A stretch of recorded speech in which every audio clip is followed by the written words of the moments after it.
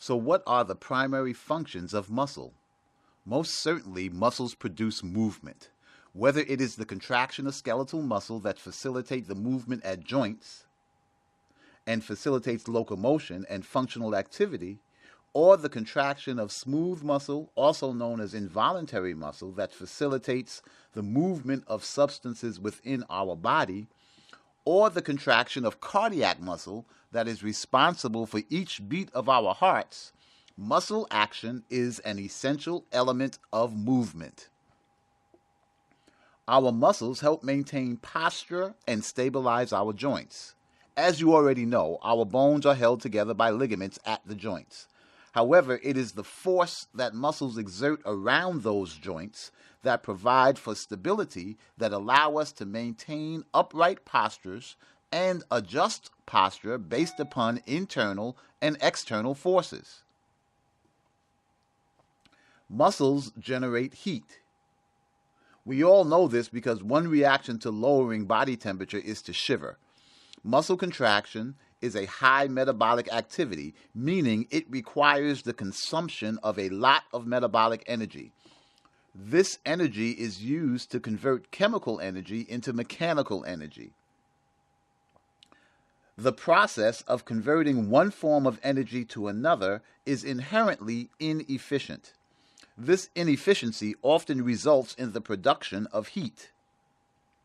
Since muscle accounts for about 40% of our body mass, unified contraction of all muscles is indeed significant enough to affect body temperature. Further, when we exercise, our body temperature increases as a consequence of muscular activity, and we have already discussed how the sweat glands play a role in decreasing body temperature.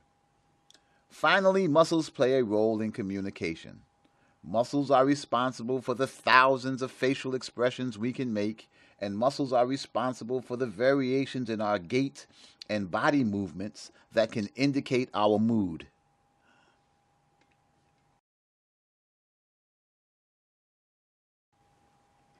So muscles have four important functional characteristics. Muscles have excitability or irritability. That is, they have the ability to receive and respond to a stimulus. Chiefly, muscles respond to nerves. Skeletal muscle in particular is specifically and finely controlled by the nervous system. In fact, each single muscle cell is controlled by a single nerve cell.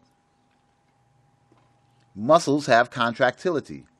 Contractility refers to the ability of muscles to actively shorten when appropriately stimulated. This shortening is facilitated by the interaction of proteins within each muscle cell. However, it is important to note from a functional point of view, this is what muscles do. They receive a signal, and in response to the signal, they shorten and pull whatever structures they are attached to closer together. When the signal is no longer present, contractions stop. Muscles have extensibility. Extensibility means that muscles have the ability to be stretched.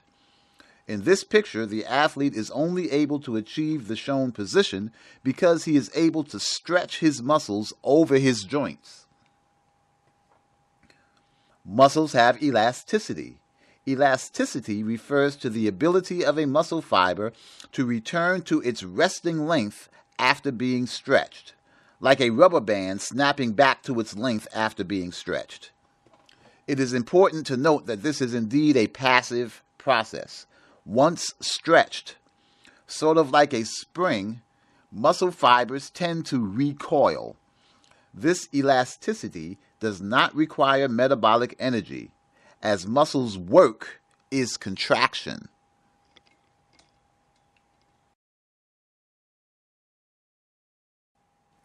Now, whether we are referring to cardiac, skeletal, or smooth muscle, muscle tissue have some similarities. First of all, from a language point of view, the prefix terms myo, mice, and sarco typically always refer to muscles. All muscle cells are delicate and elongated and are typically called muscle fibers. And as previously stated, muscle contraction depends on the interaction of two types of specialized proteins known as myofilaments. This course will closely examine the anatomy and physiology of skeletal muscle. Skeletal muscle are the muscles that you are most likely most familiar with. They are the muscles that you have conscious control over and are therefore also referred to as voluntary muscle.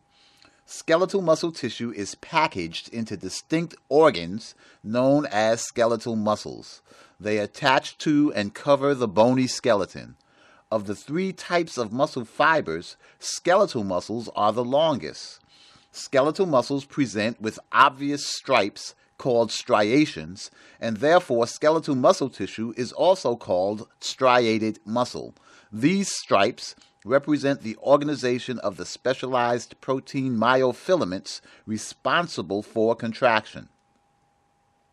Skeletal muscle can contract rapidly, however, it fatigues quickly. It can exert a tremendous amount of force or a very small amount of force, dependent upon the nature of the nervous signals it receives and responds to.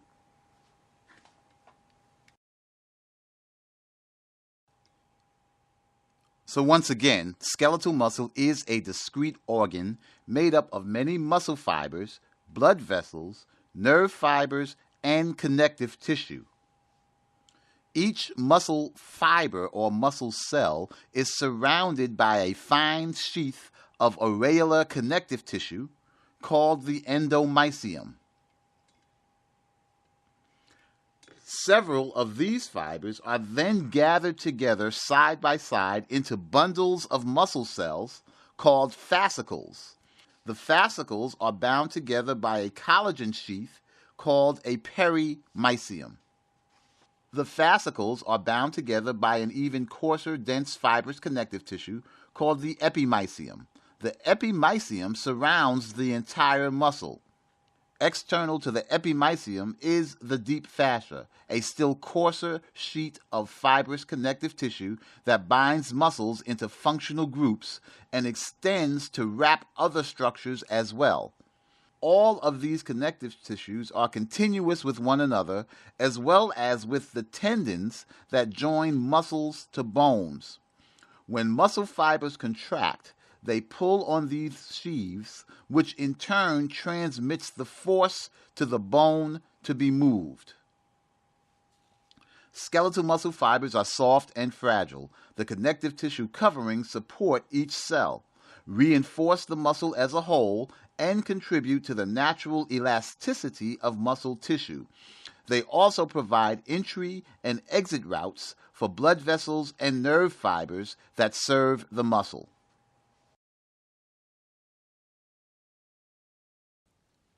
Skeletal muscle fibers are very large cells. Their diameter is 10 to 100 micrometers, up to 10 times that of an average cell. Some are as long as 30 centimeters or 12 inches. Each skeletal muscle is a long cylindrical cell with multiple oval-shaped nuclei just beneath the sarcolemma, or the plasma membrane surface. The cytoplasm of a muscle cell is called sarcoplasm. It is similar in makeup to cytoplasm, but it contains large amounts of stored glycogen and a protein called myoglobin, a red pigment that stores oxygen in muscles. When viewed under high magnification, each muscle fiber is seen to contain a large number of rod-like myofibrils that run in parallel fashion and extend the entire length of the cell. These myofibrils account for about 80% of the cell's volume. The sarcoplasmic reticulum is an elaborate, smooth endoplasmic reticulum. Its interconnecting tubules surround each myofibril like the sleeve of a loosely crocheted sweater surrounds your arm. Most of the tubules run longitudinally along the myofibril. However, The sarcoplasmic reticulum also forms larger perpendicular cross channels called terminal cisternae. These terminal cisternae always occur in pairs. The major role of the sarcoplasmic reticulum is to regulate intracellular levels of ionic calcium. It stores calcium and releases it on demand when the muscle fiber is stimulated to contract. A repeating series of dark and light bands are evident along the length of each myofibril. The dark bands are called A bands, and the light bands are called I bands. At each A band, I band junction, the sarcolemma of the muscle cell penetrates into the cell interior to form an elongated tube called the transverse tubule. The lumen of the transverse tubule is continuous with the extracellular space. Transverse tubules run between the paired terminal cisternae of the sarcoplasmic reticulum so that triads, successive groupings of the three membranous structures, are formed. Mitochondria are the organelles responsible for the production of ATP, the molecule that contains the potential energy that fuels metabolic processes. The muscle cell has many mitochondria.